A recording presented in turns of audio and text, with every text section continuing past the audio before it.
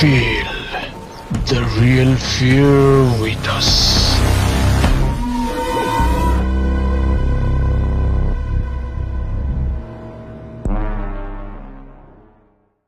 প্রিয় লিসেনার্স, আসসালামু আলাইকুম। Feel the real fear with us. সত্যিকার ভয়ের অনুভূতি পেতে আফনান দ্য হরর ওয়ার্ল্ডের সাথেই থাকুন। দেশ ও দেশের বাইরে যে যেখান থেকে আফনান দ্য হরর ওয়ার্ল্ডের আজকের হরর নাইটের ১০০তম আয়োজনের সাথে যুক্ত হচ্ছেন বা পরবর্তীতে হবেন, সকলকে জানাচ্ছি শুভেচ্ছা ও ভালোবাসা। আশা করি সবাই ভালো আছেন, সুস্থ আছেন। প্রিয় লিসেনার্স, আপনাদের কাছ থেকে পাওয়া সত্য ভয়ের ঘটনাগুলো দিয়ে আমরা হাঁটি পা করে এতটুকু পথ আসতে পেরেছি। আলহামদুলিল্লাহ, মহান আল্লাহ সুবহানাহু ওয়া তাআলার কাছে কৃতজ্ঞতা জানাই, আর আপনাদেরকেও মোবারকবাদ জানাই। আপনাদের পাঠানো ঘটনাগুলো না পেলে আমরা কিন্তু এতটুকু পথ আসতে পারতাম না। আপনারা প্রতিনিয়ত আমাদেরকে ঘটনা পাঠিয়ে যাচ্ছেন। আরও অনেক ঘটনা আমাদের প্রয়োজন, তাহলে আরও অনেকটা পথ আমরা একসাথে পাড়ি দিতে পারবো ইনশাল্লাহ। প্রিয় লিসেনার্স, আমরা আজকের এই এপিসোডে 3টি ঘটনা নিয়ে হাজির হয়েছি। আশা করছি ঘটনা 3টি আপনাদের ভয়ের শিহরণ জাগাতে সক্ষম হবে ইনশাল্লাহ। ঘটনাগুলো কেমন লাগছে তা জানিয়ে এই ভিডিওর কমেন্ট সেকশনে কমেন্ট করতে পারেন। এছাড়া আমাদের ফেসবুক পেজ আর গ্রুপ তো রয়েছে আফনান দ্য হরর ওয়ার্ল্ড নামে, সেখানে গিয়েও আপনারা আপনাদের মতামত জানাতে পারেন। এই ভিডিওর লাইক বাটনে প্রেস করতে ভুলবেন না, আর ভিডিওর লিঙ্কটাও বেশি করে শেয়ার করে দেওয়ার অনুরোধ করছি, যাতে করে যারা সত্য ভয়ের ঘটনা শুনতে ভালোবাসেন তাদের কাছে আফনান দ্য হরর ওয়ার্ল্ড পৌঁছাতে পারে। তাহলে তারাও তাদের সাথে ঘটে যাওয়া বা তাদের জানা সত্য ভয়ের ঘটনাগুলো আমাদেরকে ইমেল করে পাঠাতে উৎসাহিত বোধ করবেন। চলুন ঘটনায় চলে যাব।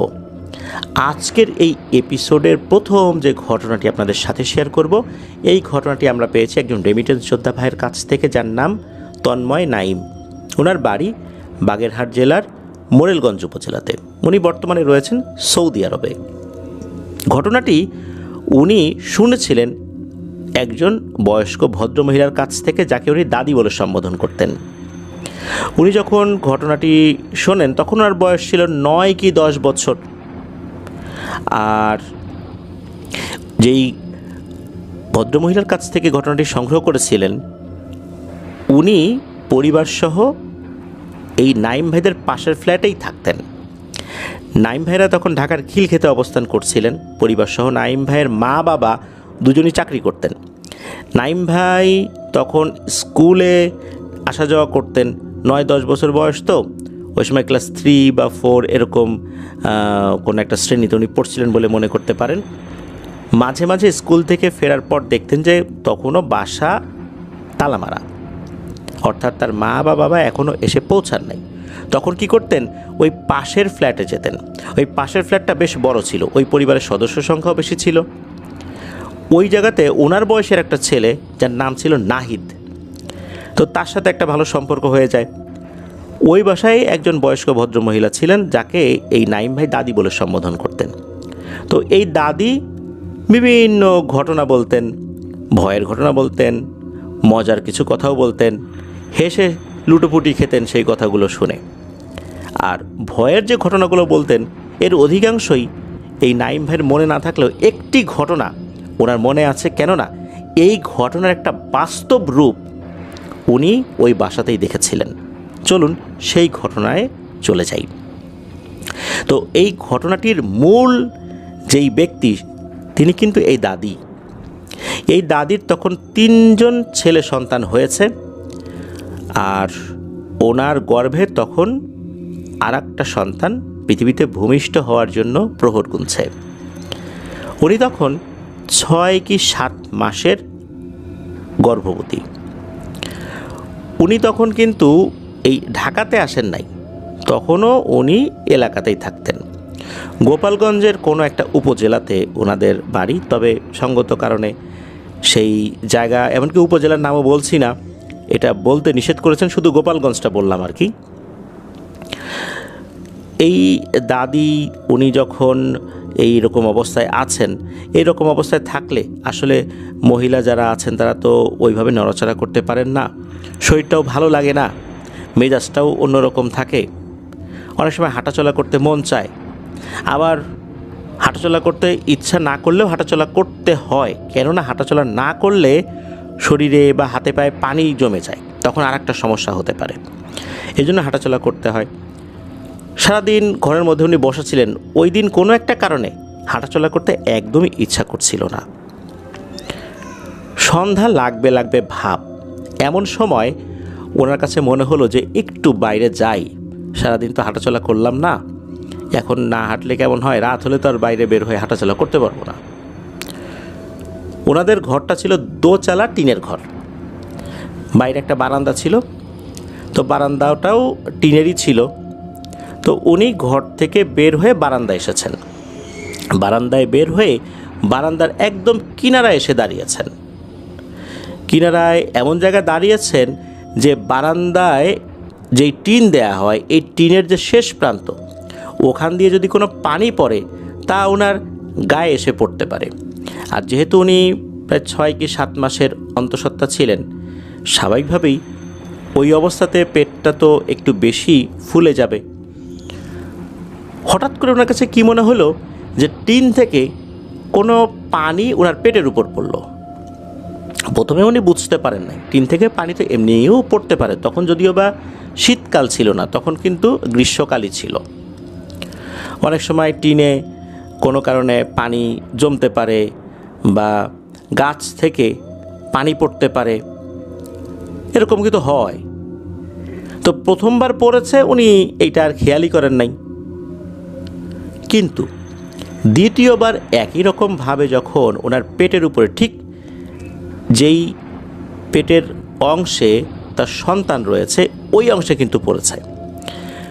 যখন আবারও পানি পড়ল, উনি এবার এই পানিটার দিকে তাকালেন, তাকিয়ে দেখলেন যে আচ্ছা এই জিনিসটা কি, আসলে কি পানি? মনে হচ্ছে এটা আঠার মতো, লালা জাতীয় জিনিস, তবে বেশ আঠালো টাইপের আর কি, স্বচ্ছ, ঘোলাটে না, বেশ আঠালো আর কি। তো এই জিনিসটা উনি দেখার পর চিন্তা করলেন কি ব্যাপার, এটা কি? ওই চিন্তা করে উনি আবার বাম হাত দিয়ে পেটের উপর থেকে ওই আঠালো পদার্থটা আঙ্গুলে নিলেন এবং আর একটা আঙ্গুল দিয়ে উনি দেখছেন, অর্থাৎ বৃদ্ধাঙ্গুলি আবার ওই আঙ্গুলের সাথে ঠেকিয়ে দেখছে যে এটা কতটুকু আঠা বা এই জিনিস আসলে কী। উনি দেখলেন এটা বেশ ভালোই আঠার মতো মনে হচ্ছে। উনি চিন্তা করলেন যে এই জিনিসটা এই টিনের চাল বেয়ে পড়লো কীভাবে, এটা তো একটু দেখার দরকার। আর তখনও কিন্তু মাগরিবের আজান দেয় নাই, তবে দিবে দিবে ভাব, একদম গোধূলি লগ্নে।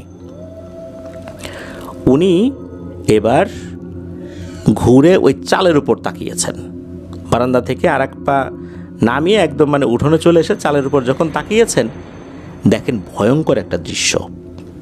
ওই আলোতেই উনি স্পষ্ট দেখতে পাচ্ছেন যে বিশাল আকৃতির একটা মাকড়সার মতো অবয়ব, যার অনেকগুলো পা রয়েছে, ঠিক কয়টা পা উনি গুনতে পারেন নাই, তবে সেটা মাকড়সা জাতীয় জিনিসই ছিল।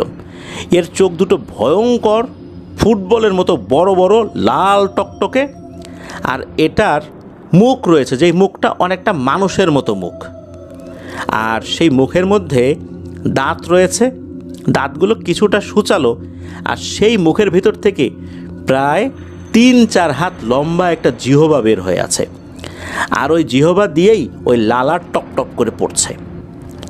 এইটা দেখার সাথে সাথে উনি তো ওইখানে চিৎকার দিয়ে সেন্সলেস হয়ে পড়ে যান। ঘরের মধ্যে ওনার শাশুড়ি ছিল, ওনার শাশুড়ি বাইরে বের হয়ে এসে দেখেন যে ওনার পুত্রবধূর এই অবস্থা। তাড়াতাড়ি করে আরও কয়েকজন লোক ডাকেন, এরপর ওনাকে ঘরে নিয়ে যাওয়া হয়।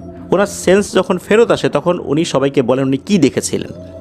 ওনার শাশুড়ি যেহেতু এই বিষয়গুলো সম্পর্কে খুব সচেতন ছিলেন, উনি কাল বিলম্ব না করে ভালো একজন হুজুরের কাছে নিয়ে যান, যে বিষয়টা স্বাভাবিক না, কোনোভাবেই এটাকে হেলাফেলা করার সুযোগ নাই। যখন হুজুরের কাছে নিয়ে যাওয়া হয়, হুজুর ওনাকে ঝাড়ফুঁক করে দিলেন, আর হুজুর একটা তথ্য দিলেন, সেটা হচ্ছে যে এই জিনটা খুবই ভয়ঙ্কর শ্রেণীর একটা পিশাচ জিন। এই গোত্রের জিন সচরাচর আসলে দেখা পাওয়া যায় না। মূলত উনি যখন ঘর থেকে বের হয়েছিলেন, অর্থাৎ দরজা দিয়ে বের হয়েছেন, তখন উঠানে নামেন নাই, বারান্দাতেই আছেন, তখন মূলত এই জিনটার নজর এসে পড়ে যায়, আর ওনার গর্ভে যে সন্তানটা ছিল এইটা সে দেখে ফেলে। আমরা অনেক সময় টক জাতীয় জিনিস দেখলে জিহবা দিয়ে লালা পড়ে, জিভে পানি চলে আসে, মূলত এই শ্রেণীর জিনেরা মহিলাদের গর্ভে থাকা সন্তানগুলোকে খেয়ে ফেলে। যখনই দেখেছে যে এই মহিলা গর্ভবতী, তখনই সে তার আসল রূপে ওই টিনের চালের উপর বসে আর তার জিহ্বা দিয়ে লালা গড়িয়ে পড়তে থাকে। মানে সে এতটা লোভাতুর হয়ে গিয়েছিল। এরপর তো হুজুর ঝাড়ফুঁক করে দিলেন। হুজুর বললেন যে এইবার এখন আর ঝাড়ফুঁকের কাজ নাই, এখন ডাক্তার দেখাও, আল্লাহ চাহেন তো বাচ্চাটা ঠিকঠাক থাকলেই হয়। ডাক্তারের কাছে নিয়ে যাওয়া হলো। ডাক্তার আলট্রাসাউন্ড করলেন, করার পর দেখা গেল যে না, বাচ্চা ঠিকঠাকই আছে, বাচ্চা জীবিত আছে, তার অন্য কোনো ধরনের সমস্যা নাই। বাচ্চা ভূমিষ্ঠ হওয়ার আগে বেশ কয়েকবার কিন্তু আলট্রাসাউন্ড করার একটা নিয়ম আছে, তবে গ্রামের লোকজন স্বাভাবিকভাবে এই বিষয়গুলো ওইভাবে আসলে মানতে চান না বা ওরকম সুযোগও তারা পান না। দেখা যাচ্ছে যে একবার হয়তো বা করেন বা দুইবার করেন, কিন্তু রেগুলার একটা চেক আপের মধ্যে থাকতে হয়। এটা কিন্তু গ্রামের লোকজন অনেক সময় অসচেতনতার কারণে এটা হয়ে ওঠে না। বা ওই দাদি উনি যখন এই প্রবলেমটা ফেস করছেন, তো এই সময়টা 90-এর দশকের কোনো একটা সময় বা তারও আগে হতে পারে। দাদি ঠিক সালটা মনে করতে পারেন নাই। তখন তো আসলে ওনারা ওই রকমভাবে এই ধরনের চিকিৎসা নিতে হবে এগুলো তো ভাবেনও নাই। গ্রামে তখন দেখা যাচ্ছে যে স্বাভাবিকভাবেই সন্তানাদি ভূমিষ্ঠ হয়ে যেত। গ্রামে কিছু ধাত্রী থাকতো, তাদের হাতেই বাচ্চা কাচ্চা ভূমিষ্ঠ হতো, হসপিটালেও নেওয়ার প্রয়োজন আসলে পড়তো না। যেহেতু এরকম একটা ঘটনা ঘটেছিল, এই জন্যই তাকে হসপিটালে নিয়ে যাওয়া হয়েছিল। দেখা গেলো সব কিছু ঠিকঠাক আছে, এরপরে আর আসলে ওরকমভাবে চেক আপ উনি করার নাই। দেখা গেলো সব ঠিকঠাক আছে, বাচ্চা নড়াচড়া করছে, পেটের মধ্যে সমস্যা তো নাই। বাচ্চা স্বাভাবিকভাবে যখন ভূমিষ্ঠ হলো, তখন সবার কাছে মনে হলো যে এই বাচ্চার মনে হয় কোনো একটা সমস্যা রয়েছে। বাচ্চাটা একটা কন্যা সন্তান হয়েছিল, এর হাত পা মনে হচ্ছে বাঁকানো। বাচ্চাটা বড় হতে থাকে, হাত পা বাঁকানো অবস্থা। আমরা অনেক সময় হাত যদি গোল করার চেষ্টা করি, দুই হাত কেমন হয়, দুই পা যদি একটু গোল করার চেষ্টা করি, যদিও বা সেটা পসিবল হয় না, কিন্তু যদি এরকম হতো কেমন হতো? মনে হচ্ছে এই বাচ্চার দুই হাত দুই পা ওই রকম, যেমন মাকড়সা তার পাগুলো যেভাবে বাঁকিয়ে মাটির উপর চলাচল করে।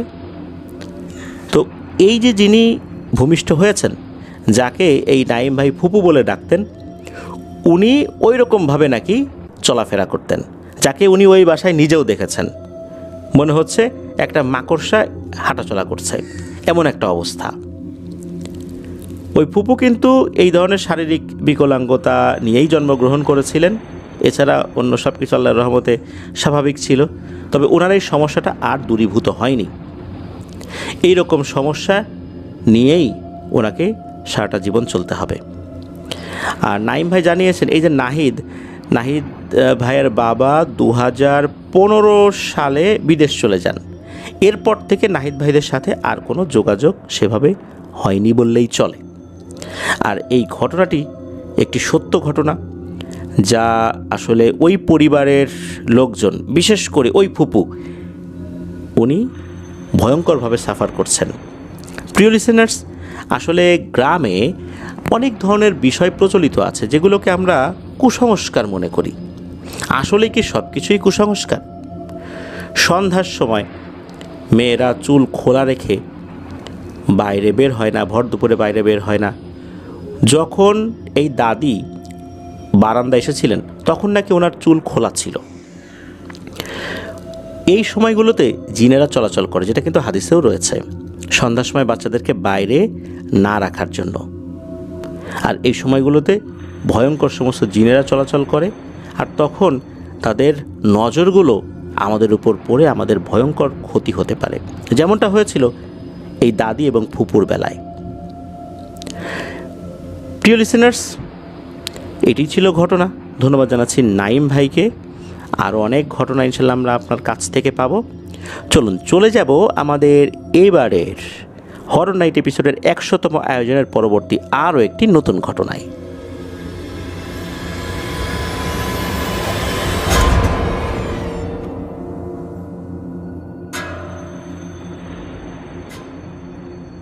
আবারও স্বাগতম জানাচ্ছি প্রিয় লিসেনার্স আমাদের হরর নাইটের 100তম আয়োজনের দ্বিতীয় ঘটনায়। এখন যে ঘটনাটি আপনাদের সাথে শেয়ার করব, এই ঘটনাটি আমাদেরকে যিনি পাঠিয়েছেন ওনার নাম জাকির হোসেন ভুট্টু। ওনার বাড়ি সিরাজগঞ্জ জেলার শাহজাদপুর উপজেলার খুকনি ইউনিয়নের রূপসী গ্রামে। এই ঘটনাটি মূলত ঘটেছিল 1965 কি 66 সালের দিকে। তখন তো ওই এলাকাগুলোতে রাস্তাঘাট বলতে তেমন কিছুই ছিল না। নদী পথে মানুষ অনেক কিছু আনা নেওয়া করত। ওই গ্রামে একজন ব্যাপারী ছিলেন, উনি চালের ব্যবসা করতেন। তার নাম ছিল জব্বার ব্যাপারী। এই জব্বার ব্যাপারী উনি নৌকা যোগে বিভিন্ন হাটে ঘাটে চাল পাঠিয়ে দিতেন। আর এই চালগুলো যিনি মেনটেন করতেন বা যেই ব্যক্তিটার কাছে দায়িত্বটা দিতেন ওই জব্বার ব্যাপারী, তার নাম হচ্ছে আব্বাস আলী। এই আব্বাস আলী মূলত উনি একজন দিনমজুর ছিলেন এবং বছর চুক্তি না, মানে এটা বলা যায় যে সারা বছর বা এইভাবে কন্টিনিউ চলছেই, ওই একই বাড়িতে উনি দিনমজুর হিসাবে থাকতেন আর কি। আব্বাস আলী বিয়ে করেছিলেন, যেই গ্রামে বিয়ে করেছিলেন সেই গ্রামের নাম হচ্ছে বাউইখোলা গ্রাম। আর এই যে জব্বার ব্যাপারী তার যে বাড়িটা, এই বাড়িটা হচ্ছে পাকড়তলা গ্রাম। এখন যে শাহজাদপুর উপজেলা সিরাজগঞ্জের, তখন নাকি এটা পাবনার ভিতরে ছিল। এখন কিন্তু এই পাকড়তলা গ্রাম বা আদার্স যা যা আছে সব তো এই সিরাজগঞ্জের ভিতরেই পড়েছে। তো ওই সময়ের প্রেক্ষাপটে তখন তো এরকম উপজেলা এতগুলো হয়নি। তো এই যে পাকড়তলা গ্রাম এটা ছিল ভাটির দিকে, আর এই বাউইখোলা গ্রাম ছিল উজানের দিকে। এক রাতের বেলা রাত তখন 11টা সাড়ে 11টা বাজে, তখন আব্বাস আলীর কাছে মনে হলো যাই নৌকাটা নিয়ে শ্বশুরবাড়িতে যাই। ওই সময় তো মানুষ সন্ধ্যার পরপরই ঘুমিয়ে পড়তো, গভীর ঘুমে বিভোর তখন সবাই। তো আব্বাস আলী তখন নৌকা নিয়ে রওনা দিয়েছেন ওই বাউইখোলা গ্রামের দিকে।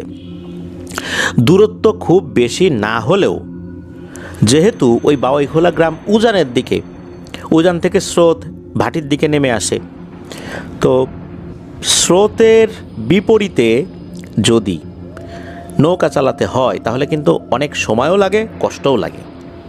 যার কারণে প্রায় 1 থেকে 1.5 ঘন্টা লেগেছিল তার শ্বশুরবাড়িতে যেতে। তো শ্বশুরবাড়িটাও ছিল একদম নদীর কাছাকাছি, নদীর পাশ দিয়ে কিছু খাল ঢুকে যায়, ওইরকম একটা খাল দিয়েই যেতে হয়। আর খালের ঠিক পাশেই তার শ্বশুরবাড়ি একদম লাগানো। তো উনি নৌকা নিয়ে এসে শ্বশুরবাড়িতে ডাকাডাকি করছেন, কাউকে ডাকাডাকি করছেন আর কি। তখন তো তারা গভীর ঘুমে। ওই সময় তার শ্বশুর আবার বলে উঠছে যে বেয়াক্কেল জামাইয়ের কাজ দেখছো, এ রাত দুপুরে আসতে বিরক্ত করতে, আক্কেল জ্ঞান কিছুই নেই। তো এই কথাটা আবার এই আব্বাস আলী শুনে ফেলেছেন। তার তো ভীষণ মেজাজ খারাপ হয়। সে সাথে সাথে নৌকা ঘুরিয়ে উনি আবার রওনা দিয়েছেন। ওই সময় তার ওয়াইফ আবার ঘুম থেকে উঠে বাইরে বের হয়ে এসে দেখেন যে তার স্বামী নৌকা নিয়ে চলে যাচ্ছে। তো উনি পেছন থেকে ডাকছেন, এই ফিরে আসো ফিরে আসো, কিন্তু উনি আর আসেন নাই। উনি রাগ করে নৌকা নিয়ে যাওয়া শুরু করেছেন। এখন উজান থেকে তো ভাটির দিকে যাবেন, অর্থাৎ স্রোত যেদিকে যাচ্ছে নৌকা সেদিকেই যাবে, দাঁড় বাইতে হবে না, অর্থাৎ বৈঠা দিয়ে নৌকা না চালালেও হবে, আস্তে আস্তে এমনিতেই যেতে থাকবে। উনি শুধু বৈঠাটা ঠিকঠাক মতো ধরে রাখবেন যাতে করে নৌকার গতিপথটা ঠিক থাকে। উনি করেছেন কি, 2 পা পানির মধ্যে ডুবিয়ে রেখেছেন আর কি, এক পাশে 2 পা নামিয়ে রেখেছেন, আর অন্য হাত দিয়ে একটা বৈঠা দিয়ে নৌকার গতিপথ ঠিক রাখার চেষ্টা করছেন। তো এইভাবে অনেকক্ষণ গেছেন। ওই সময় তার বিড়ি খাওয়ার ইচ্ছা জাগে। নৌকাটা একটা ছইওয়ালা নৌকা ছিল, ওই ছইয়ের মধ্যে বিড়ি ছিল, ম্যাচ ছিল। উনি তখন বিড়ি খাওয়ার জন্য উঠবেন, পাটা কেবল পানি থেকে উঠিয়েছেন, এমন সময় পানির নিচ থেকে খপ করে একটা হাত তার পা টেনে ধরে। আর যখনই পা টেনে ধরেছে তখনই পানির দিকে হ্যাচকা টান মেরেছে। ওই সময় হয় কি যে ওনার অন্য হাতে তো একটা বৈঠা ছিল, তো ওই বৈঠার কারণে সরাসরি উনি পানিতে পড়েন নাই, শরীরটা প্রথমে নৌকার পাটাতনের উপরে পড়েছে। এরপর পানির নিচে যাওয়া যখন শুরু করেছেন তখন উনি 2 হাত দিয়ে নৌকার সাইডের যে কাঠ এটা চেপে ধরেছেন।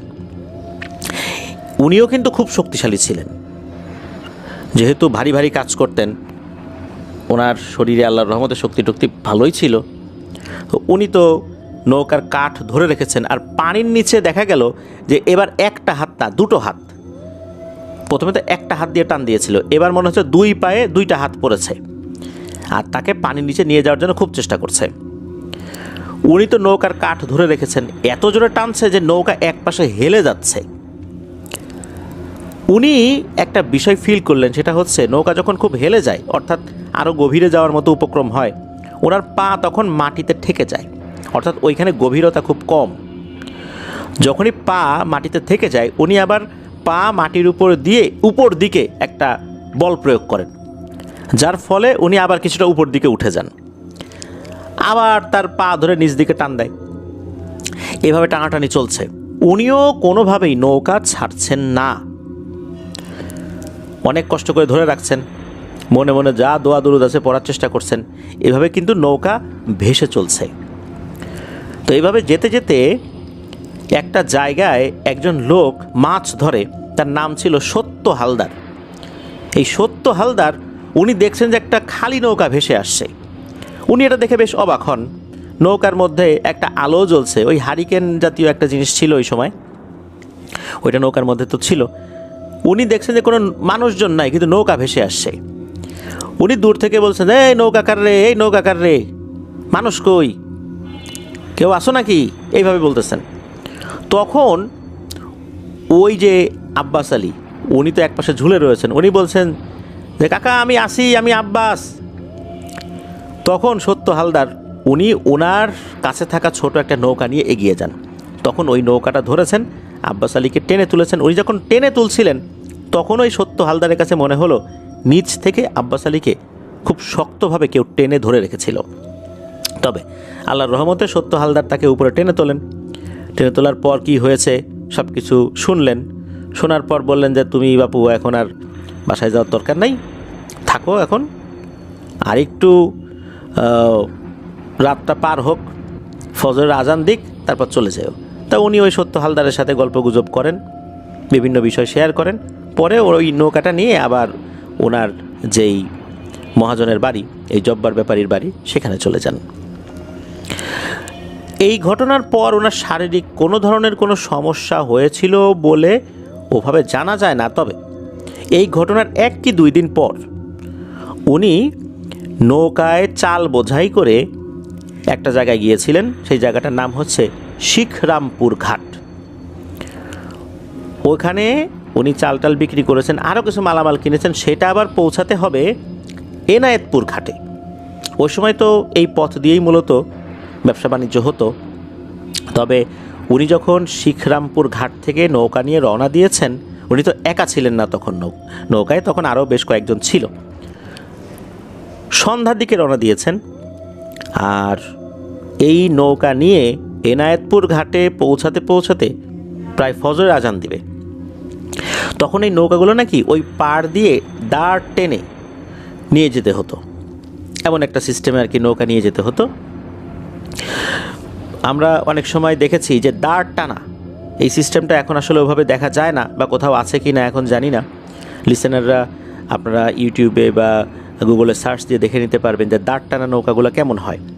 দাঁড় টানা নৌকাগুলো নদীর বা খালের এক পাশ দিয়ে নিয়ে যাওয়া হয়, আর 1 2 জন বা একাধিক ব্যক্তি দড়ি টেনে টেনে নৌকা সামনের দিকে এগিয়ে নিয়ে যেতে থাকেন, দাঁড় টানা নৌকা আর কি। তো এইভাবে দাঁড় টেনে নিয়ে যেতে হবে এই রাতের বেলা নদীর পাশ দিয়ে। তো আব্বাস আলী আরও কয়েকজন দাঁড় টানছেন, পালাক্রমে টানছেন আর কি। যখন তারা হাঁপিয়ে যান তখন অন্যরা আসে, আবার অন্যরা যখন হাঁপিয়ে যান তখন এরা আসে। তো এইভাবে অল্টারনেট করে ওনারা দাঁড় টেনে নিয়ে যাচ্ছেন। যেতে যেতে যেতে যেতে খোকসাবাড়ি কালীবাড়ি নামক একটা জায়গা পড়ে, ওখানে একটা শ্মশান রয়েছে, আর শ্মশানের ওখানে একটা বটগাছ রয়েছে, বটগাছটা এখনও আছে। ওইখানে যখন আসছেন তখন শুরু হয় বৃষ্টি, হঠাৎ করে বৃষ্টি। এদিকে নৌকার উপরে চালের বস্তা টস্তা আছে, এগুলো তো ভিজে যাবে। আরও কিছু নতুন মালামাল কেনা হয়েছে, যেটা আবার এনায়েতপুর ঘাটে পৌঁছাতে হবে। কি করা যাবে? ওনারা ওনাদের সাথে থাকা বিভিন্ন জিনিস দিয়ে ওই বস্তা ঢাকলেও নিজেদেরকে আসলে আচ্ছাদন করার মতো কিছু পাচ্ছিলেন না। কি করা যায় এমন সময় এই আব্বাস আলী দেখেন যে ওই দিনই, অর্থাৎ দিনের কোনো একটা সময় বা সন্ধ্যার পর হয়তো বা কোনো একটা সময় আর কি, একটা লাশ পোড়ানো হয়েছে শ্মশানে। আমরা দেখি যে লাশ পোড়ানো হলে যিনি মারা গেছেন, অর্থাৎ ওই লাশের ব্যবহৃত বিভিন্ন জিনিস, বিশেষ করে বালিশ, কাঁথা, কম্বল, তোশক, এই জিনিসগুলো কিন্তু শ্মশানে নিয়ে আসা হয়, ফেলে দেওয়া হয়।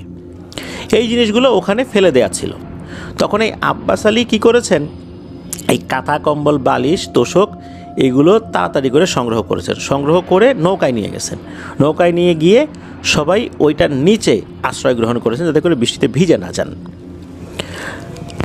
এরকম তো বৃষ্টি চলছে, এই জিনিসগুলো আস্তে আস্তে ভিজে যাচ্ছে।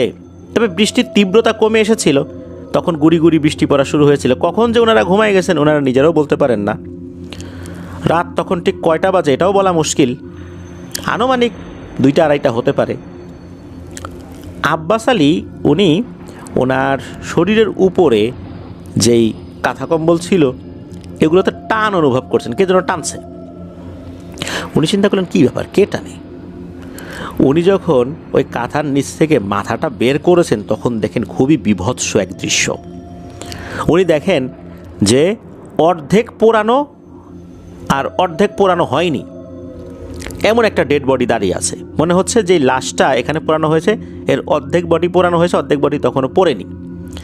এমন একটা লাশ এই কাঁথা কম্বল টানছে আর বলছে, হেই আব্বাস আলী, আমার কাঁথা কম্বল নিছিস কে? দে আমার কাঁথা কম্বল দে। এইটা দেখার সাথে সাথে উনি প্রচণ্ড জোরে দিয়েছেন এক চিৎকার দিয়েই উনি অজ্ঞান হয়ে গেছেন। তো ওনার চিৎকারে অন্যদের তো ঘুম ভেঙে গেছে। তাদের তো আসলে গভীর ঘুম ছিল না, হালকা ঘুমই ওই সময় ছিল আর কি। কারণ ওই ধরনের সিচুয়েশনে এরকম ভেজা কাঁথা কম্বল গায়ে দিয়ে তো আসলে ঘুম ভালো হয় না। তারপরেও ক্লান্ত শরীর ছিল, কিছুটা ঘুম তো তাদের আসবে, এটাই স্বাভাবিক। তো ওনারা সাথে সাথে ঘুম থেকে জেগে যান। জেগে কিছুই দেখেন না, দেখেন যে আব্বাস আলী অজ্ঞান হয়ে পড়ে আছে নৌকার ভিতরে। তার যখন সেন্স ফেরানোর চেষ্টা করেন, সেন্স ফেরত আসে, তখন উনি বলেন যে এই ঘটনা। তখন ওনারা বলেন যে এখানে আর কাল বিলম্ব করা যাবে না, আর বৃষ্টিতে প্রয়োজনে ভিজবো, তাও এই লাশের কাঁথা কম্বল গায়ে দিব না। তখন এগুলো যেখান থেকে আনা হয়েছিল সেখানেই রেখে ওনারা রওনা দিয়েছেন ওই রাতের বেলাতেই। তবে আব্বাস আলী আর দাঁড় টানতে পারেন নাই। উনি বাড়িতে ফেরত আসেন পরবর্তীতে। আসার পর উনি খুব অসুস্থ হয়ে পড়েন। উনি 1 মাস কিছুই খেতে পারতেন না, যা খেতেন তাই বমি হয়ে বের হয়ে যেত। আর এখানে অদ্ভুত একটা ব্যাপার, যখন ওনার খাবারগুলো বমি হয়ে বের হয়ে যেত মনে হচ্ছে যে এগুলো পোড়া কয়লা হয়ে বের হয়ে এসেছে, এমন একটা অবস্থা। আস্তে আস্তে উনি খুব শুকিয়ে যেতে থাকেন। আর এই ঘটনার মোটামুটি 1.5 মাসের মতো, মানে এই ঘটনার বিশেষ করে এই যে লাশের সাথে যে ঘটনাটা ঘটলো, অর্থাৎ পোড়া আধা পোড়া লাশের সাথে, তো এই ঘটনা ঘটার মোটামুটি 1.5 মাসের মতো নাকি উনি জীবিত ছিলেন। এরপর উনি মারা যান। আর ওনার সাথে ঘটে যাওয়া ঘটনাগুলো তো উনি এই সময়ের মধ্যে বলেছিলেন। বিভিন্ন হুজুর কবিরাজ দেখানো হয়েছে, তাদেরকে উনি ঘটনাগুলো বলেছিলেন। তখন যারা দেখেছিলেন তাকে, তারা বলেছিলেন যে ভয়ঙ্কর এক পিশাচের খপ্পরে আগে থেকেই এই আব্বাস আলী পড়ে গিয়েছিলেন, ওই যে পানিতে যখন উনি পা ডুবিয়েছিলেন তখন। ওই সময় তার পিছু পড়ে। আর রাতের বেলা মূলত যখন ওই শ্মশানে লাশ পোড়ানোর কাঁথা কম্বল গায়ে দিয়েছে, তখন মূলত ওই পিশাচটা তার উপর আরও বেশি করে আক্রমণ করতে সমর্থ হয়। আর ওই সময় তার ভেতরের বিভিন্ন অর্গানগুলোকে একদম নষ্ট করে দিয়েছিল। আর এভাবেই আব্বাস আলীর মৃত্যু হয়। প্রিয় লিসেনার্স, ঘটনাটা আসলেই বেশ অন্যরকম। একবার চিন্তা করুন ওই ধরনের সিচুয়েশনগুলো। যারা এটা ফেস করেছেন তারা বুঝতে পারবেন যে কতটা ভয়ঙ্কর সেই পরিবেশ ছিল। ধন্যবাদ জানাচ্ছি ভুট্টু ভাইকে। আশা করি আপনার কাছ থেকে আর অনেক ঘটনা ইনশাল্লাহ আমরা পাবো। প্রিয় লিসেনার্স, চলে যাব আমাদের এবারের হরর নাইটের 100তম আয়োজনের 3য় এবং শেষ ঘটনায়।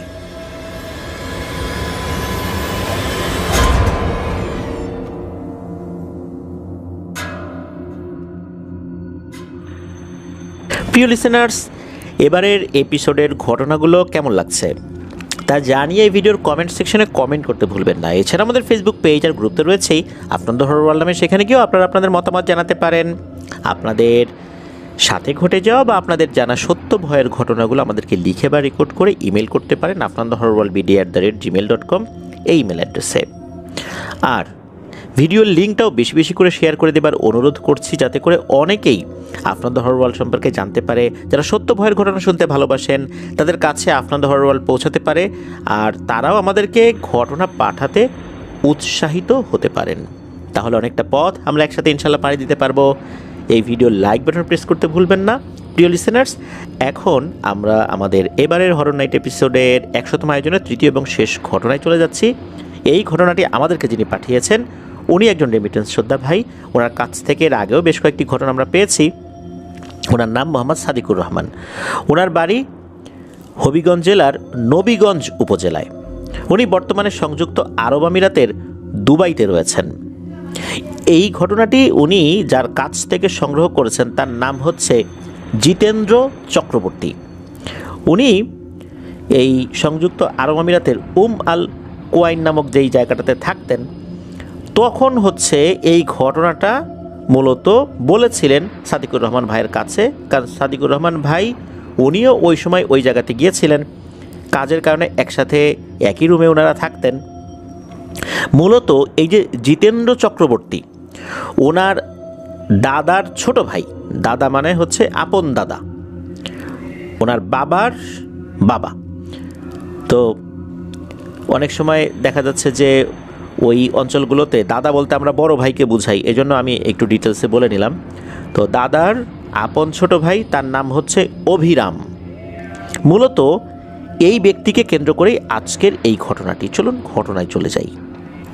এই অভিরাম তান্ত্রিক যিনি, উনি এবং ওনার যেই পরিবার তারা বসবাস করতেন বা এখনও করেন ভারতের পশ্চিমবঙ্গের নদিয়া জেলার বুরু শিবতালি নামক স্থানে।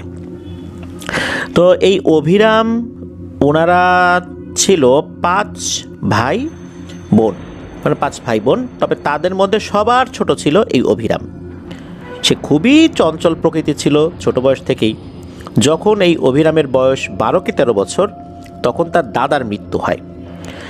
তার দাদার মৃত্যুর রাতে যখন এই অভিরামও শ্মশানে যায়, প্রথম কোনো আত্মীয় স্বজনের লাশ পোড়াতে দেখেন। উনি দেখছিলেন একটা ভয়ঙ্কর দৃশ্য। তখন তো বেশ রাত হয়েছিল, চিতা জ্বলছিল। ওই আগুনের থেকে কিছুটা দূরে একজন নারী আর কয়েকটা পুরুষ লোক কিছু একটা করতেছে। এর মধ্যে এই যেই নারী, উনি কালো শাড়ি পরা ছিল এবং বিড়বিড় করে কিছু একটা পড়ছে। তো এই অভিরামের মনে বেশ কৌতূহল সৃষ্টি হয়। তো অভিরাম তার কাছে যায়, কাছে গিয়ে জিজ্ঞেস করে, ও দিদিমা আপনি কি করছেন? তো এই ভদ্রমহিলা তাকান না, শুধু বলেন, এই তুই এসব কিছু বুঝবি না, যা এখান থেকে, নয়তো আমার পালিত কুকুরগুলো কিন্তু তোকে খেয়ে নেবে, যা ভাগ এখান থেকে। এই বলেই নাকি ওই মহিলা পাশে কিছু একটার দিকে ইশারা করেন হাত দিয়ে। আর তখনই দেখতে পান যে ওই ঝোপ জঙ্গলের ভেতর থেকে বড় বড় সাইজের কয়েকটা কুকুর বের হয়ে এসেছে। যেহেতু ওইখানে আরও অনেক লোকজন ছিল, জাস্ট কুকুরগুলোকে উনি দেখে একটু ভয় পেয়েছেন, তাছাড়া ভুতুরে কোনো কিছু এটা ওরকম মনে হয় নাই।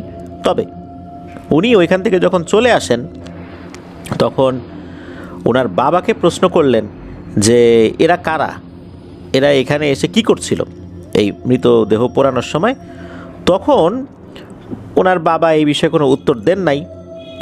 উনি ওনার বড় ভাইকেও এই বিষয়ে প্রশ্ন করেছিলেন। তখন উনি বলেন যে এরা তো আসলে তান্ত্রিক গোছের, এরা শ্মশানে বিভিন্ন ধরনের এই মন্ত্রতন্ত্র পাঠ করে, বিভিন্ন যজ্ঞ করে, মানুষজন এদের কাছে বিভিন্ন সমস্যা সমাধানের জন্য যায়।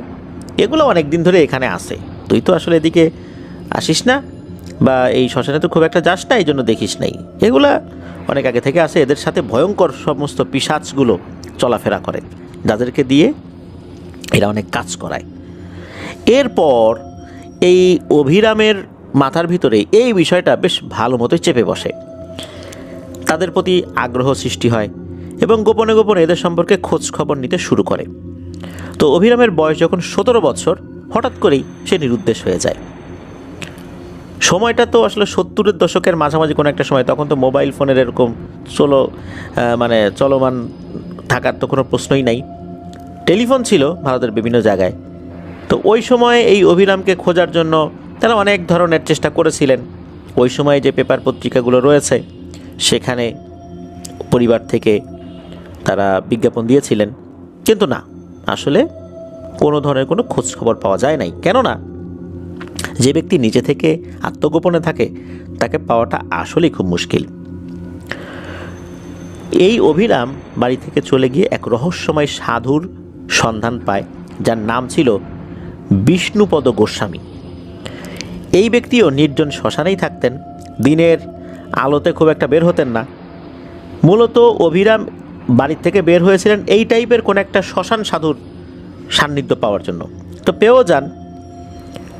এই যে সাধু, এ আবার মানুষ হিসাবে ভালো ছিল। সে তন্ত্র সাধনা করত, পিশাচ সাধনা করত, তবে মানুষ হিসাবে অতটা আসলে খারাপ বলা যায় না।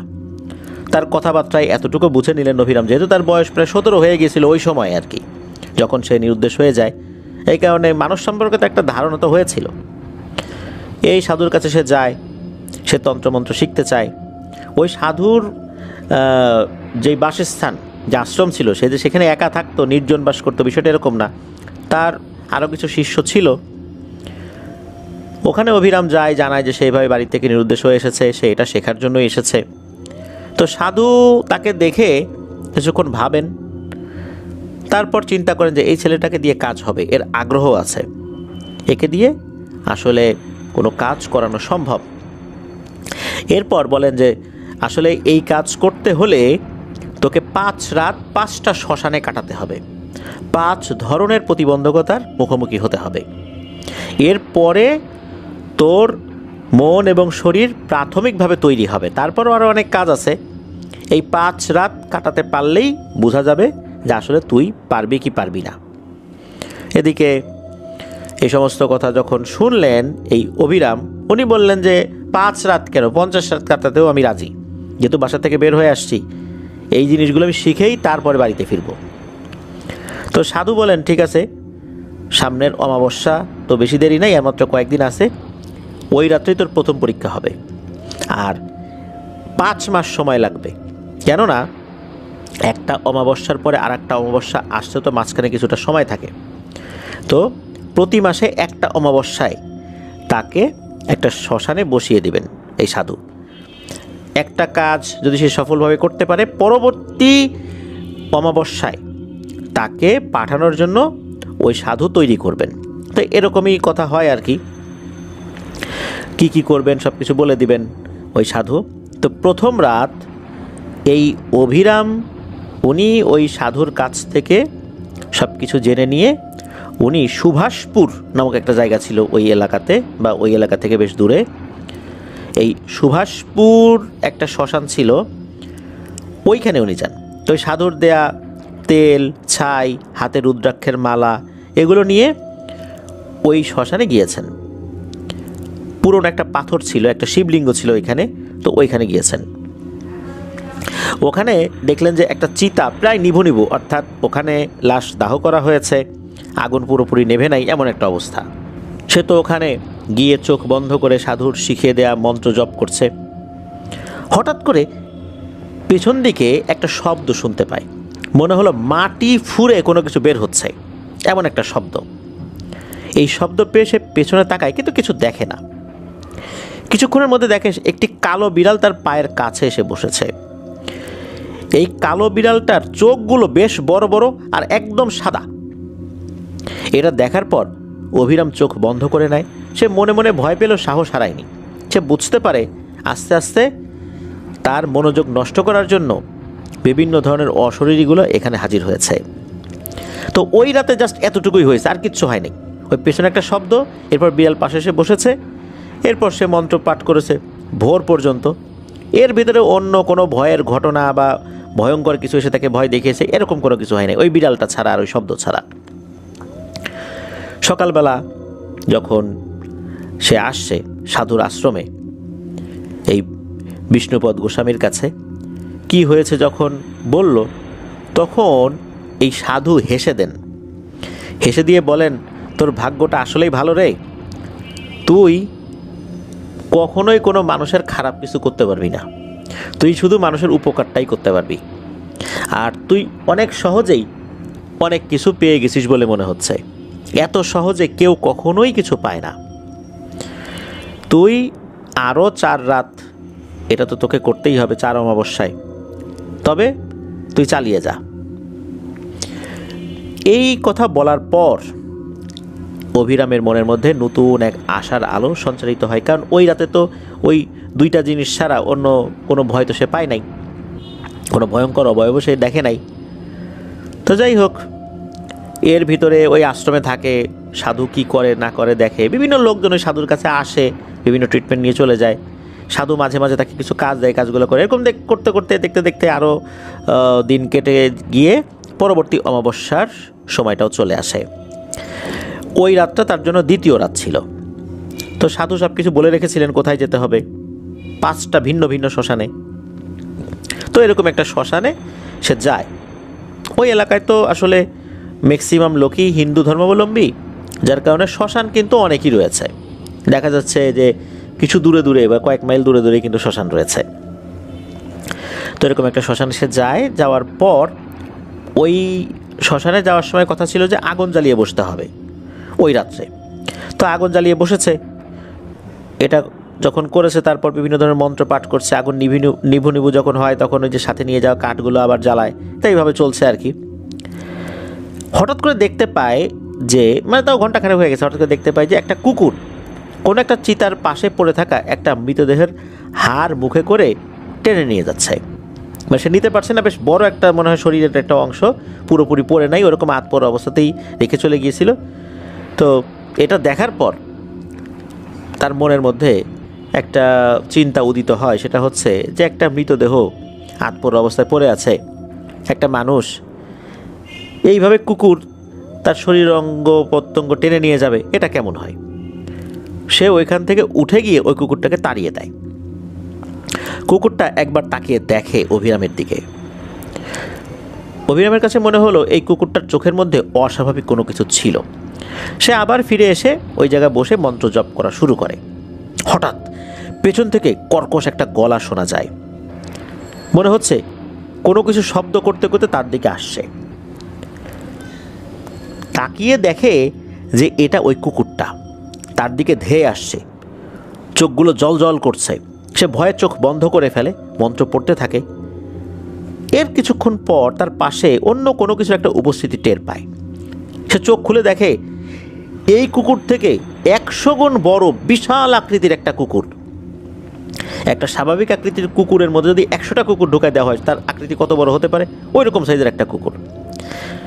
মনে হচ্ছে যে এই কুকুরটাকে দেখে ওই কুকুরটা পালিয়েছে, আগের কুকুর যে এটা না, এটা সে বুঝতে পারে।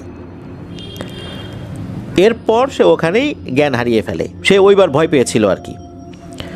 সকালে সে উঠে দেখে সেই বিষ্ণুপদ গোস্বামী যে সাধু তার পাশে বসে আছে অচেনা একটা জায়গায় গাছের নিচে। এটা তার আশ্রম না, আর তার গায়ে রক্তের দাগ, অর্থাৎ ওই সাধুর গায়ে রক্তের দাগ। এটা দেখার পর সাধুকে প্রশ্ন করে যে আপনার গায়ে রক্তের দাগ কিসের, আর আমি এখানে কিভাবে আসলাম? আমি তো অন্য জায়গায় ছিলাম।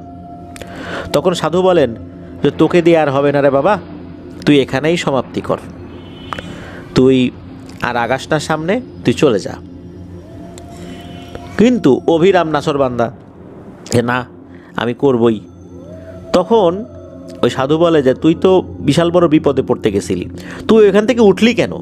উঠতে গিয়েই তো বড় বিপদে পড়ছিস, তারপরও তুই মানুষ হিসাবে একটা মৃতদেহকে সম্মান করেছিস, যার কারণে আর একটা শক্তিশালী অশরীরী এসে তোকে অন্য আর একটা পিশাচ থেকে বাঁচিয়েছে। এরকম ঘটনা সচরাচর হয় না। প্রথম রাতের কোনো একটা ভালো বিষয়ের প্রেক্ষাপটে দ্বিতীয় রাত্রে তুই বেঁচে গেছিস, তুই চলে যা। এদিকে অভিরাম বলে না, আমি যাব না, আমি যাব না। সে তো এরকম বলতেছে ক্রমাগত, সে তান্ত্রিক হবেই।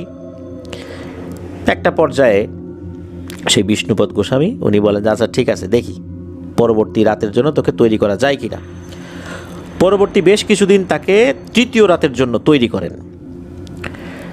এরপর একটি পুরনো শ্মশান সেখানে পাঠান। এই শ্মশানটা একটা ছোট নদীর ধারে, এখানে কেউ যায় না, ওখানে আসলে লাশ পোড়ায়ও না, অনেক আগে পোড়াতো আর কি।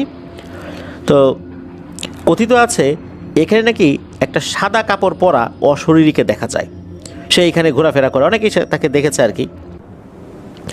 তো ওইখানে বসে সে মন্ত্র জপ করতে শুরু করে। একটা পর্যায়ে হয় কি, মনে হচ্ছে তার শরীরটা অনেক ঠান্ডা হয়ে আসছে, তার শ্বাস নিতে কষ্ট হচ্ছে, অথচ ওই সময় কিন্তু শীতকাল ছিল না। এক মুহূর্তে তার কাছে মনে হলো তার গলার উপরে কেউ বসে আছে। সে চোখ বন্ধ করে মন্ত্র পড়তে থাকে। এরপর তার কাছে মনে হলো শরীর থেকে ওই জিনিসটা সরে গেল। ওই রাত্রে আর একটা জিনিস সে দেখে, সেটা হচ্ছে যে একটা অবয়ব সাদা কাপড় পরা, তার চেহারা বোঝা যাচ্ছে না, তবে ভালো চাঁদের আলোয় তো আসলে ওই সময় থাকার প্রশ্নই আসে না, যেহেতু অমাবস্যা রাত্রেই তাকে ওখানে বসতে হয়েছিল, চাঁদের আলো তো নাই। তবে ওই যেই অবয়বটা সাদা কাপড় পরা, তাকে সে দেখছিল, কিন্তু তাকে দেখে আক্রমণাত্মক মনে হয় নাই তার প্রতি, অর্থাৎ এই অভিরামের প্রতি। তো যাই হোক, ওই রাতটা জাস্ট এতটুকুই হয়েছে, আর কোনো ভয়ের ঘটনা ঘটেনি।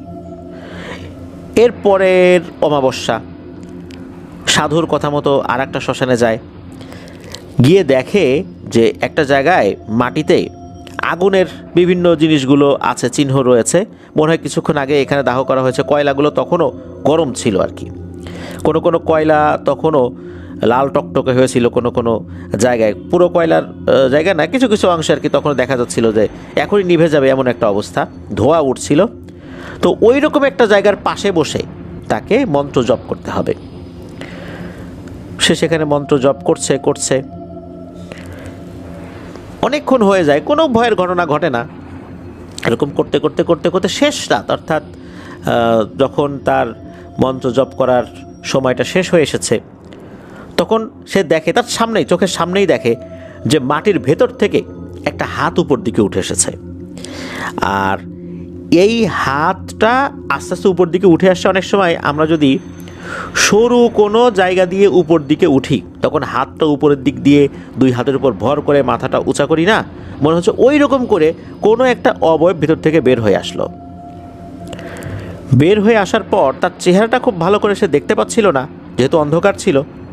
যতটুকু দেখা যাচ্ছিল তাতে চেহারাটা খুব বেশি ভয়ঙ্কর এরকম মনে হচ্ছিল না, অনেকটা কাদা মাটি মাখানো কোনো একটা মনুষ্য অবয়বের মতোই মনে হচ্ছিল।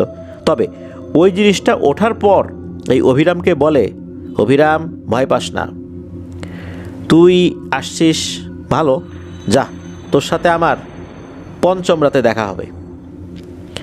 এটা বলার সাথে সাথে ওই অবয়বটা একদম ভ্যানিশ হয়ে যায়। এই কথাও যখন ওই গুরুকে গিয়ে বলেছেন এই অভিরাম, গুরু বলেন যে হ্যাঁ, এটাও ভালো লক্ষণ, ঠিক আছে, পরবর্তী ধাপের জন্য তোকে তৈরি করব। এর পরের অমাবস্যার জন্য গুরু তাকে বিভিন্ন ধরনের রিচুয়াল করায়, আস্তে আস্তে সে তৈরি হয়েছে আর কি। পঞ্চম রাত, যেটা অর্থাৎ পঞ্চম অমাবস্যায় সবচেয়ে পুরনো একটা শ্মশান ওই এলাকার, সেখানে তাকে যেতে হয়। এই শ্মশানে পৌঁছতে হলে নাকি জঙ্গলের ভেতর দিয়ে যেতে হয়, মধ্যরাতে যেতে হবে। আর ওই সময়ের আবহাওয়াটা একটু ঝড়ো আবহাওয়া ছিল আর কি, এমনিতেই মানে প্রাকৃতিকভাবেই কোনো ভূত প্রেত যে ঝড়ের আবহাওয়া সৃষ্টি করছে বিষয়টা এরকম না। যেহেতু অমাবস্যার রাত ওটা ছিল, ঝড়কে ভয় পেলে তো চলবে না, যেতে তো হবেই। ওই ঝড়ো আবহাওয়ার মধ্যে দিয়ে সে যাচ্ছিল।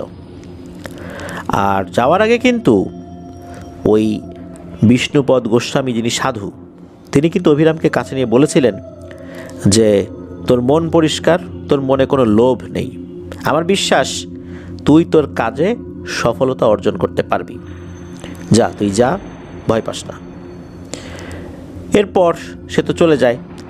শ্মশানে ঢোকার পরপরই শুরু হয়ে যায় খুবই ঝড় তুফান, এমন ঝড় তুফান যে ওখানে বসে থাকাই কষ্ট হয়ে যায়। একটা পর্যায়ে ঝড় তুফান কমে আসে, তারপর একটা পুরনো চিতার পাশে এসে বসে পড়ে। এরপর গুরু শিখিয়ে দেয়া মন্ত্র জপ করতে থাকে। হঠাৎ করে মনে হলো চারদিকে এতটাই নীরবতা বিরাজ করছে, এতটাই নিস্তব্ধতা, রাতের নিশাচর প্রাণীগুলো তাদের ডাক থামিয়ে দিয়েছে। নিঃশ্বাসের শব্দও মনে হচ্ছে ভয়ঙ্করভাবে তার দিকে ফেরত আসছে, বাতাসও মনে হচ্ছে থেমে গেছে। হঠাৎ ধীরে ধীরে একটা কালো ছায়া তার সামনে আবির্ভূত হয়। ছায়াটির চোখ আগুনের মতো জ্বলছে, তবে তার শরীর থেকে এক ধরনের সুগন্ধি বের হয়ে আসছে। সেই সাথে কোনো কিছু পোড়ালে, কাগজ বা অন্য কিছু পোড়ালে এক ধরনের গন্ধ হয় না, মনে হচ্ছে ওই রকম একটা গন্ধও আসছে। তার চুলগুলো বেশ লম্বা।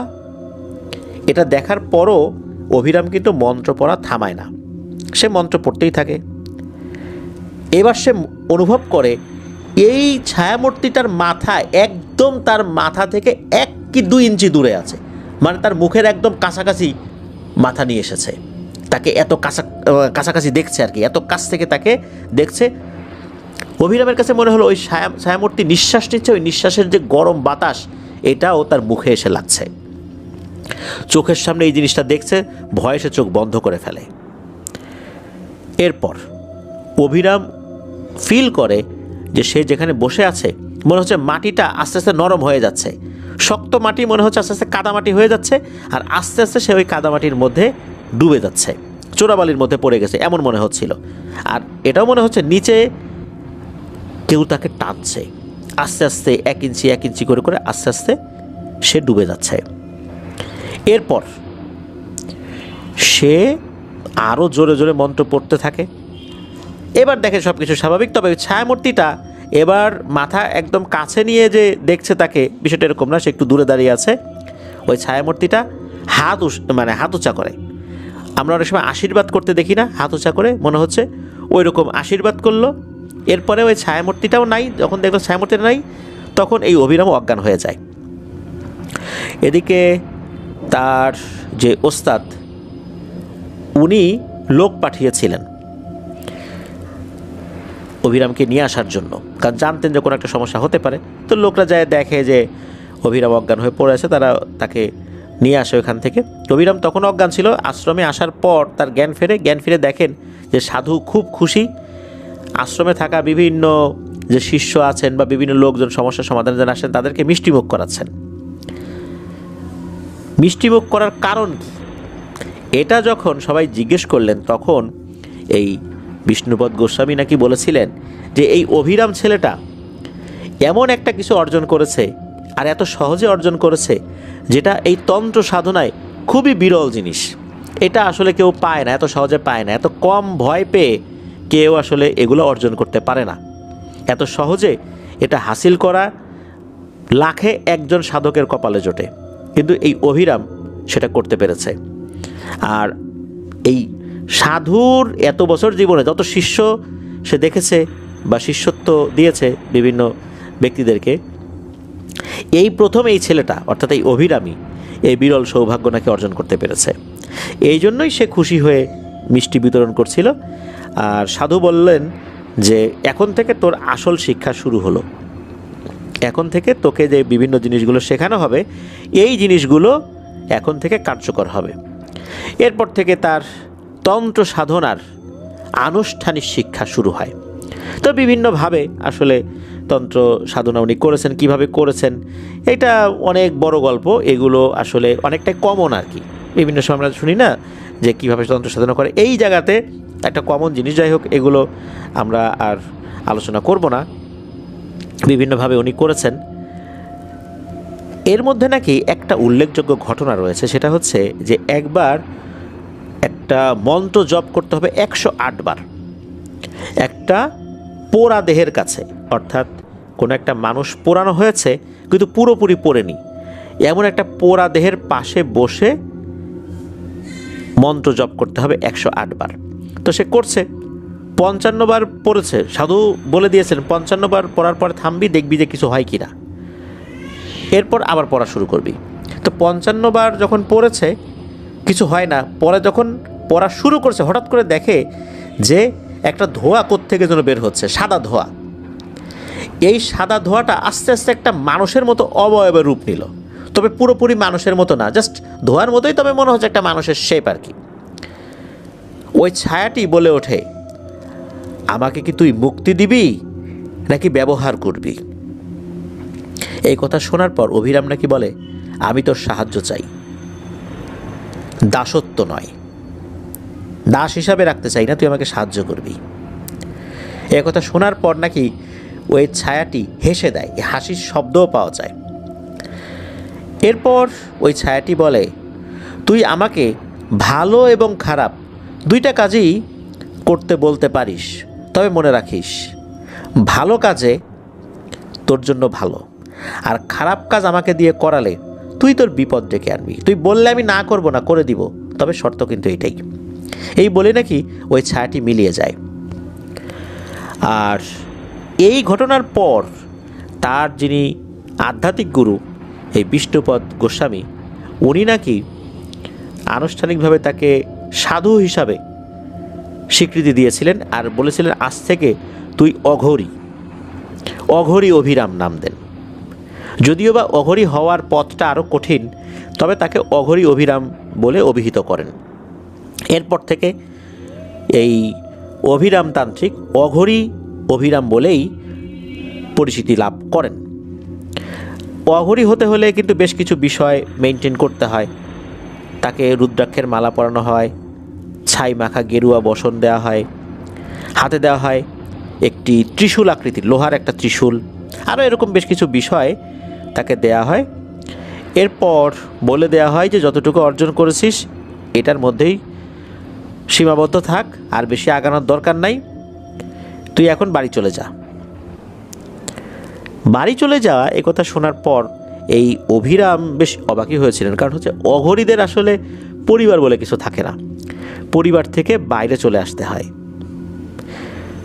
যাই হোক, যেহেতু গুরু বলেছেন পরিবারের কাছেই চলে আসেন, তবে পরিবারের কাছে থাকলেও উনি সংসারের যে সমস্ত ব্যাপারগুলো আছে এগুলোতে কখনো জড়ান নাই, উনি আলাদাই থাকতেন। বাড়িতে চলে আসার পর উনি বিভিন্ন ধরনের সমস্যার সমাধানগুলো করার চেষ্টা করতেন। লোকজন তাকে গুরুজি বলে ডাকতেন, একটা আশ্রম গড়ে তোলেন আর কি। বয়সও তার বেশি হয় নাই, 17 বছর বয়সে চলে গেছে। এর মধ্যে মোটামুটি ম্যাক্সিমাম 1 বছর সে সময় নিয়েছে, 1 বছরের মধ্যে সে নিজেকে তৈরি করেছে। আর তার যিনি গুরু বিষ্ণুপদ গোস্বামী, সেও তার উপর খুশি হয়ে অনেক কিছু শিখিয়ে দিয়েছে। মানে একটা তরুণ বয়সী একটা ছেলে এরকম সাধক হয়ে গেছে। মোটামুটি অনেক লোকই তার কাছে আসে, তবে অধিকাংশ লোকজনই যে সমস্ত সমস্যা নিয়ে আসে এর মধ্যে কেউ কাউকে ভালোবাসে, তাকে পেতে চায়, কেউ ব্যবসায় সফলতা অর্জন করতে চায়, কারো উপর কারো রাগ আছে, সে প্রতিশোধ নিতে চায়। দেখা যাচ্ছে যে মহিলারা যারা আসে এদের প্রত্যেকেরই একটা কমন বিষয় মানে খেয়াল করা যায়, যেটা অভিরাম খেয়াল করেছিলেন, সেটা হচ্ছে যে কোনো একটা মহিলার সন্তান সম্ভবা হয়েছে, তারই আর এক আত্মীয় সে এসেছে এমন কোনো একটা তন্ত্র প্রয়োগ করতে যাতে করে ওই মহিলার গর্ভের সন্তান নষ্ট হয়ে যায়। 100টা মহিলা আসলে তার মধ্যে 80টা মহিলারই ধান্দা এটা থাকে, মানে এমন প্রতিশোধ পরায়ণ। সে তো এই খারাপ কাজগুলো করতে চায় না। এই ধরনের খারাপ কাজগুলো যখন তার কাছে আসতো সে সরাসরি না করে দিত, যে তুই চলে যা, এই কাজ আমার দ্বারা হবে না। তো এইভাবেই ফেরত দিয়ে দিত, শুধু ভালো কাজগুলোই সে করত। তবে হয় কি যে বিভিন্ন সময় আসলে অনেক ধনী লোকজন তার কাছে আসা শুরু করেছে, আর তার বয়সও কম। একটা পর্যায়ে তার মধ্যে একটু একটু করে লোভ ঢুকতে থাকে। একদিন এক চাষি তার কাছে আসছে। চাষি এসে বলে যে গ্রামের এক প্রভাবশালী ব্যক্তি নাকি তার ছেলেকে মিথ্যা মামলা দিয়ে জেলে ঢুকিয়েছে। চাষি এসে এমন কান্নাকাটি শুরু করেছে যে আমার তো আসলে আর কোনো কিছু করার উপায় নাই, ওই প্রভাবশালী ব্যক্তিকে আমি কিভাবে ঘায়েল করব। আমার ছেলেকে জেলে পাঠিয়েছে, তুমি একটা প্রতিশোধ নাও, আমার প্রতিশোধ চাই। তখন এই চাষির কান্নাকাটি দেখে অভিরাম সে চিন্তা করে এই প্রভাবশালী ব্যক্তিকে শায়েস্তা একটা করতেই হবে, এত বড় সাহস, একটা নিরীহ ছেলেকে সে জেলে ঢুকিয়েছে।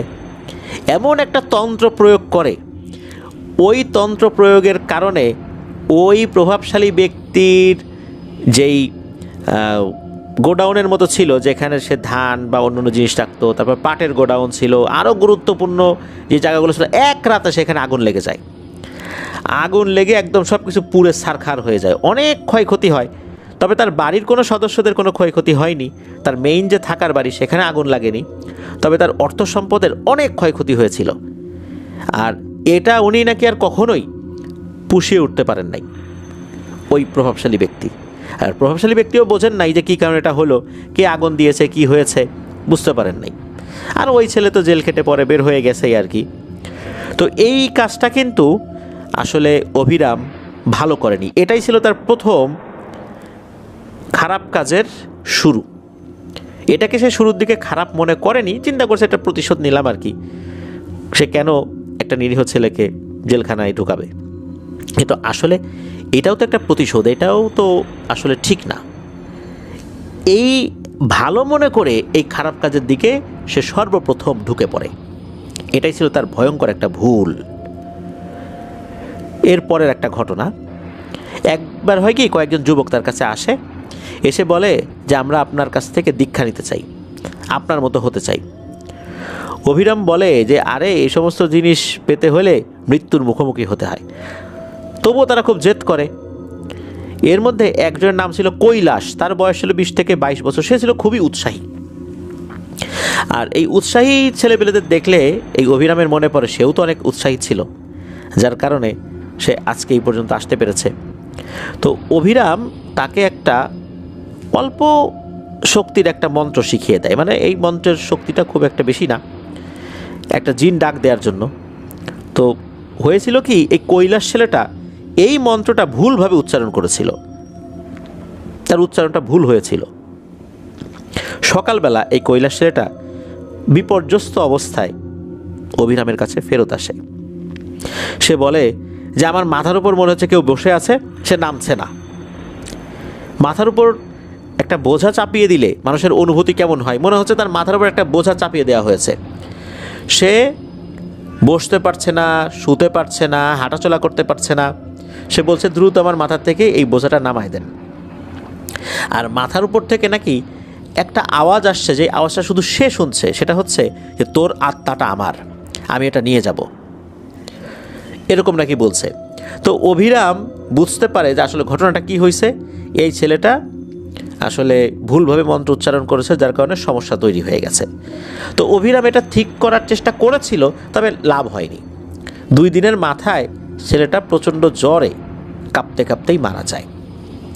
তো অভিরাম চিন্তা করলো যে এরকম অতি উৎসাহী ছেলেটাকে আমি যে এই জিনিসটা শিখাই দিলাম, আমার তো উচিত ছিল একে ফেরাই দেয়া। কাজটা কি ভালো হইল? ছেলেটার মৃত্যুর জন্য হয়তো আমিই দায়ী। তো অভিরাম এরকম চিন্তা করছেন, এটাও তার একটা ভুল হয়েছিল। এরপর আসি একটা ব্যক্তিগত প্রতিশোধে। একদিন এক পুরনো শত্রু, যার নাম হচ্ছে বিনয় সরকার, এই বিনয় সরকার একসময় এই অভিরামের মা বাবাকে জমি থেকে উচ্ছেদ করেছিল। তো সে নিজেই এক রোগ নিয়ে ওই অভিরামের কাছে আসে, একটা রোগ হয়েছিল তার। তো অভিরামের কাছে এসে বলে যে তোমার তো খুব নাম শুনছি, আমাকে একটু বাঁচাও, আমি খুব সমস্যার মধ্যে আছি। অভিরামের কিন্তু মনে পড়ে যায় এই লোকের কথা। এখন এই লোক ভুলে গেছে, কারণ এই লোক তো অনেক লোকেরই এই ধরনের ক্ষতি করেছে, বহু লোকের জমি থেকে উচ্ছেদ করে সে জমি দখল করেছে, এত মানুষের ক্ষতি করেছে, তার তো একজন ব্যক্তির কথা মনে থাকার কথা না। অভিরামের কিন্তু মনে ছিল যে এই বিনয় সরকারই হচ্ছে সেই ব্যক্তি যে জমি থেকে উচ্ছেদ করেছিল। তখন অভিরাম চিন্তা করছে যে কি করব, প্রতিশোধ নেব না নেব না। একটা পর্যায়ে ব্যক্তিগত প্রতিশোধ নেওয়ার জন্য তার মনের মধ্যে একটা সায় পেয়ে যায় সে, যে হ্যাঁ কাজটা করি। সে একটা মন্ত্র শিখিয়ে দেয় যে তুমি এই মন্ত্রটা বেশি বেশি করে পড়ো, তাহলে তুমি ঠিক হয়ে যাবে, আর কিছু লাগবে না। আসলে এই মন্ত্রটাই ছিল ভয়ঙ্কর একটা জাদু। এই বিনয় সরকার চলে যাওয়ার সময় আরও একটা জিনিস দিয়েছিল, একটা তাবিজ জাতীয় কিছু, বলেছিল যে এই তাবিজটা ঘুমানোর সময় বালিশের নিচে রাখবা আর এই মন্ত্রটা পাঠ করবা, দেখবা যে তোমার অবস্থা ভালো হয়ে গেছে। তো বিনয় সরকার তো চলে যায়, বালিশের নিচে ওই জিনিসটা রাখে, রাত্রেবেলা বেশ কয়েকবার মন্ত্র জপ করছে, শুয়েছে। সকালে উঠে দেখে তার কোমর থেকে নিচের অংশ সে নাড়াতে পারে না, অবশ হয়ে গেছে, প্যারালাইজড হয়ে গেছে একদমই। আর তারপরের দিন নাকি পুরো শরীর প্যারালাইজড হয়ে গিয়েছিল। আর এভাবেই বিছানায় পড়ে ধুকে ধুকে লোকটা মারা গিয়েছিল। মূলত এমন একটা তন্ত্র শিক্ষা দিয়েছিল, এইটার ফল খুব ভয়ঙ্কর, এটা যে পড়বে তার ভয়ঙ্কর ক্ষতি নেমে আসবে। অভিরাম ইচ্ছাকৃতভাবে প্রতিশোধ নেওয়ার জন্য কাজটি করেছিল, যেটা ছিল তার গুরু শিক্ষার বিপরীত, সম্পূর্ণরূপে বিপরীত। এরপর হয় কি, একবার এক ব্যবসায়ী নাকি তার কাছে আসে। সেই ব্যবসায়ী এসে বলে যে আমি তো এক মেয়েকে ভালোবাসি, কিন্তু মেয়েটা অন্য লোককে বিয়ে করছে, আমি তাদের সংসার নষ্ট করতে চাই, আপনি কিছু একটা করেন। অভিরাম শুরুর দিকে না না বলতেছে, কিন্তু আসলে হয় কি, সে আস্তে আস্তে প্রতিশোধ, তারপরে বিভিন্ন ধরনের খারাপ কাজের মধ্যে ঢুকে যাচ্ছিল।